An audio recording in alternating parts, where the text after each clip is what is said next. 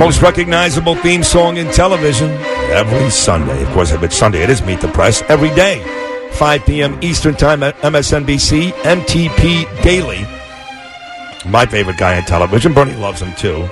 Chuck Todd's a very, very good friend of ours. Very good friend of ours. And one of the reasons why Chuck and I became so friendly years ago, besides the love for politics and news, is Chuck is a great sports enthusiast. You've heard that here with me and Bernard. You've heard it on Sid Sports Sunday. Love sports.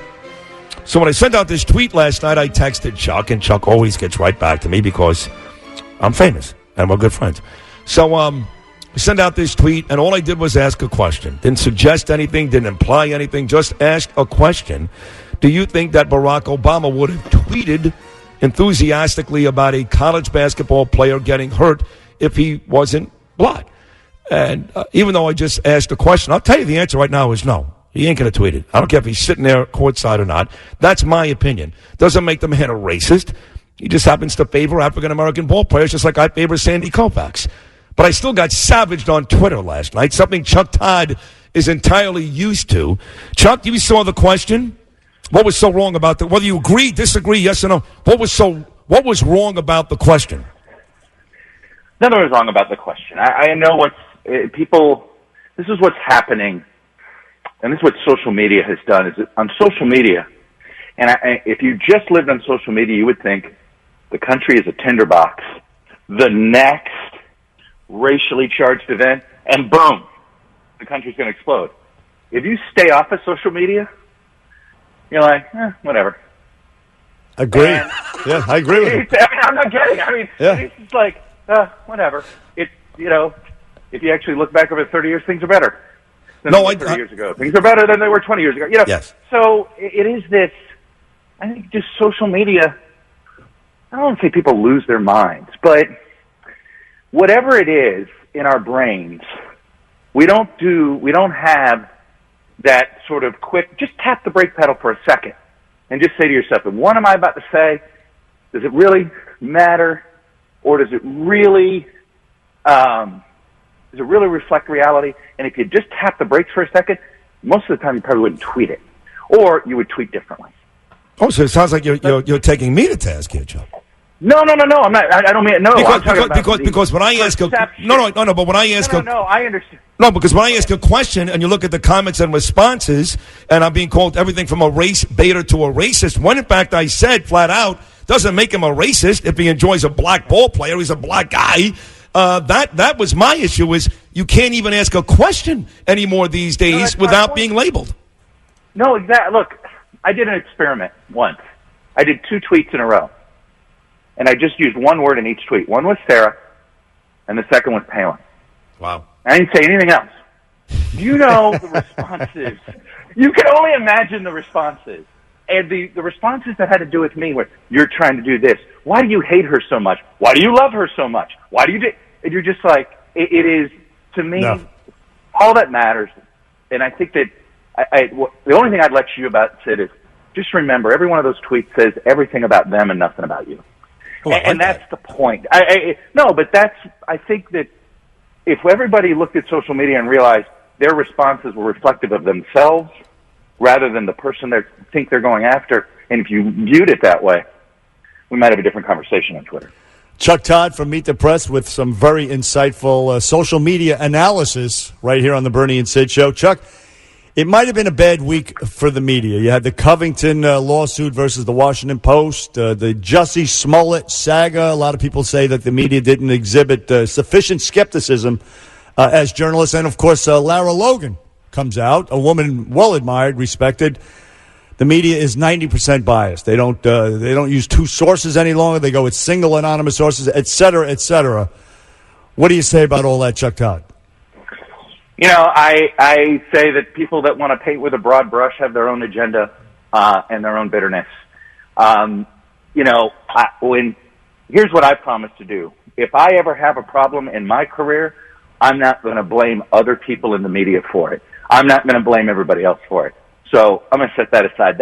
Nothing chaps me more than when people make their own mistakes and then say, oh, yeah, but the rest of the media is worse.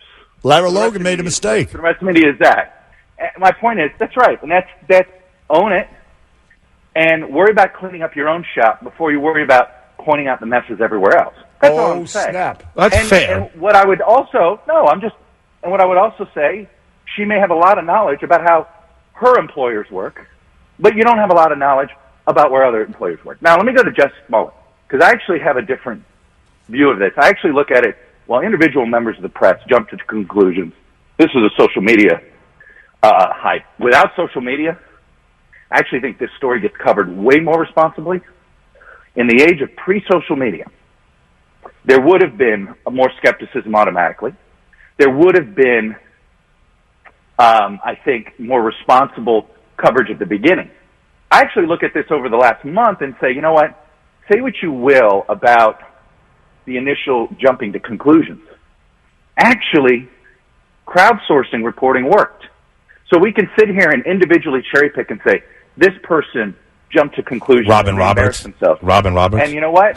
And hopefully they're going to look in the mirror and just say, okay, the next time I'm going to do this. But the big picture is what? Jussie Smollett's been arrested. His scam was exposed. So I look at it as saying, you know what? The system worked. He didn't get away with it. And I'm not saying hoaxes don't happen, but you know what? There's a reason most hoaxes get exposed. And I think most hoaxes do get exposed. Well, that depends on. There's actually. Want to report it. And I know that people are going to use this. Right. Some are going to use this because they have their own. They have their own agenda about it. Yeah. But I just look at it this way and say, you know what? The hoax got exposed. Good work was done here in the grand scheme of things. But I think part of the issue, Chuck, is yes, many hoaxes get exposed. Many don't, and it takes right-wing media, if you will, if you want to call it that, to expose them. I think it takes any media. I disagree. I think it takes any media with an agenda to expose them. Left or right. Yeah, this one, I agree that it was conservative media that were more focused on where their skepticism was more targeted. But I don't think to just put this as always some right-wing media versus mainstream media, I just think is. I don't know. I think that's too simplistic. Well, see, I know you, and I know you better. So I don't want to alienate you from the rest of your employees. You can't tell me. You can't tell me, Chuck, as funny as we are, that every single day, Katie Turr and Nicole Wallace and all those folks that work at your station go on the air with a clean slate, treat Trump fairly, treat the left like they treat the right. You can't, as a rational, smart, decent man, and you're all of those things, tell me that with a straight face. You just can't. Ali Velshi, Stephanie Rule, come on. Joe and Mika? Chris Hayes? Well, look, I'm not saying any reporter, stop. This is, what I'm saying is that you can't, look, I'm not saying people don't enter stories with their own experiences that influence, whatever that is, okay? That, I'm not going to say that's not there. Okay. But I guess what I'm saying is that I think at many times that when you have your own belief system and your own agenda, that yes, at times you can be the one to expose something that you think the mainstream media is not taking seriously enough. But at the same time, you also get caught many times showing that, your partisanship puts blinders on you. Right. So, yes, for every story that maybe, quote unquote, one side has the aha moment, there's 8 other stories where there's blinders on. That's fair. If we want to get into conservative media, I love all the wall-to-wall coverage I've seen of this white nationalist that was paid by the U.S. taxpayers and worked in the Coast Guard that was planning a massive terrorist attack. The wall-to-wall coverage on conservative media has been overwhelming. That's fair and true. You're right. There is, and there's no doubt that when there's a racial incident like this, you'll have one side that maybe overcovers it. And that's sort of the complaint on the other side. But right now, look at the president. He comments on Jussie Smollett.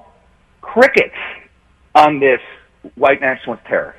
Well, how about this? Do you think Bernie Sanders will still be alive on Election Day, November 2020? Man, you were trying so hard to make this my last appearance. No, we were trying to move off that subject. No, we're moving off. We're trying to lighten it up. Yeah. No. I'm talking about that I say something and it's my last appearance in media. Oh, no. Hey, listen. Where I was going. No, do you think that Bernie this time around is a real threat? I have to say, I totally underbelieved Bernie. I thought Bernie's following was good, not as good as it looked Sunday on this first week. I thought he was a guy that had cobbled together as much anti-Clinton support as it was pro-Bernie. I think we're finding out the pro-Bernie support is a much larger chunk. I have to tell you, what I'm thinking this week is, Elizabeth Warren, call your office. This is a candidacy that 6 months ago, I think when we thought Warren versus Bernie, we thought, well, who's going to have that lane? And I think most people, left and right, thought, well, Elizabeth Warren, because, you're not going to get it a second time, right? All this stuff. Maybe not. And guess what? Bernie could pull a Trump in a large field. Yep. Remember, Trump only won 30 to 35% for most of the primary until everybody got out of the race. Bernie could do that. You have 20 candidates in, and he's the only guy in the 30s if Biden doesn't run. Yep. All of a sudden, come April or May, 2 or 3 candidates in the race. We saw that. We saw this movie in 2016 on the Republican side. Crowded field, one guy with a devoted base. Yep. There's a one path. Guy with a devoted base. There's a path for our guy Bernie. Feel the burn, baby. Listen, Chuck Todd, we're out of time, and we don't mean to put you on the spot. But No. We'll try this next week to see what does it take to get me in trouble. Listen, we don't want to do that. We don't want to do that. We love you. We want you back here every Friday. We want you doing your thing every day like you do, Chuck, on MSNBC and Sundays at NBC. We love you. Thanks, Chuck. All right, Chuck Todd. We'll take a short break. That's only the beginning. That's only hour 1 of the Bernie and Sid show. We got 3 more to go. Stick around. We're coming right back. Crazy Bernie. He is one crazy dude. Bernie and Sid in the morning.